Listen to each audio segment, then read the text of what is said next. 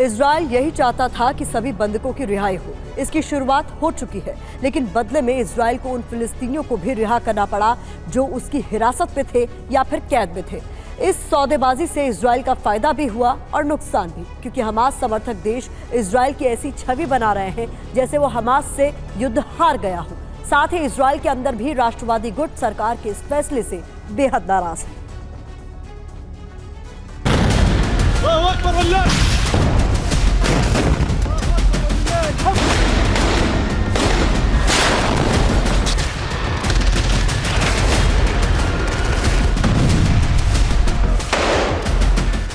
करीब 50 दिन की जंग के बाद सौदेबाजी हुई।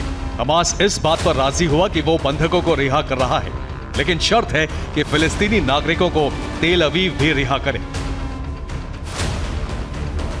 दोनों ओर से रिहाई शुरू हुई और लोग अपने अपने परिवारों से मिले। शांति स्थापना की इस छोटी कोशिश के बाद इजराइल की शक्ति और उसके सामर्थ्य दोनों पर सवाल उठने लगे। घर में ही नहीं, बाहर भी।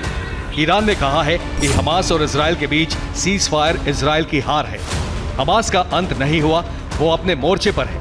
रेजिस्टेंस फोर्स के सैन्य संसाधन कायम हैं और खासकर हमास की सुरंगें तबाह नहीं हुई।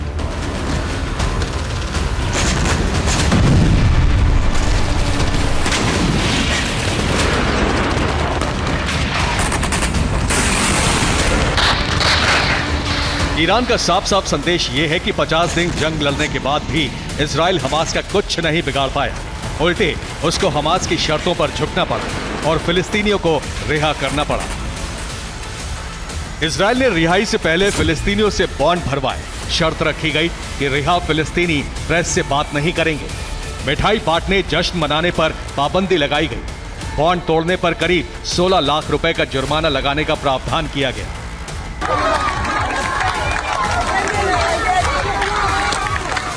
इजराइल ने यह शर्त इसलिए रखी ताकि बंधकों की रिहाई के बाद मुद्दा अंतर्राष्ट्रीय मीडिया में ना जाए, लेकिन बंधक जश्न मना रहे हैं और इस जश्न से इजराइल की अंदरूनी राजनीति में हलचल तेज हो गई है।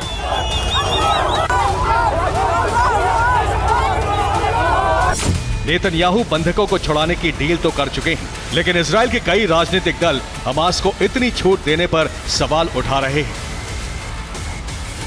ये है इजराइल के राष्ट्रीय सुरक्षा मंत्री इतामर बेन-गाविर।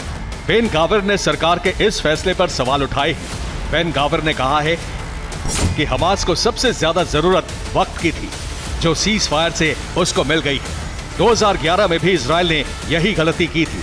तब सैनिक गिलाद शालिद की रिहाई के बदले 1000 फिलिस्तीनी रिहा किए गए थे। सरकार का ये फैसला हमारी आने वाली पीढ़ियों का नुकसान करेगा।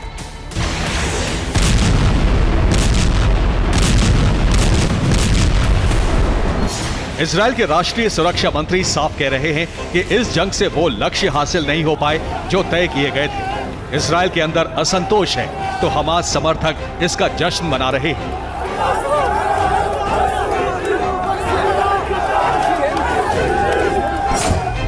हमास के समर्थन में क्यूबा की राजधानी हवाना में यूएस एम्बेसी के सामने परेड निकाली गई। इस परेड की अगुवाई राष्ट्रपति मिगेल दियाज-कैनेल ने की।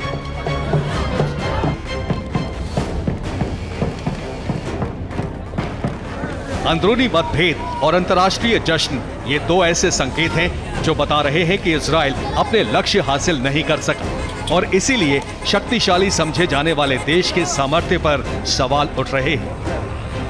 Bureau report, TV9 Bharatvarsh.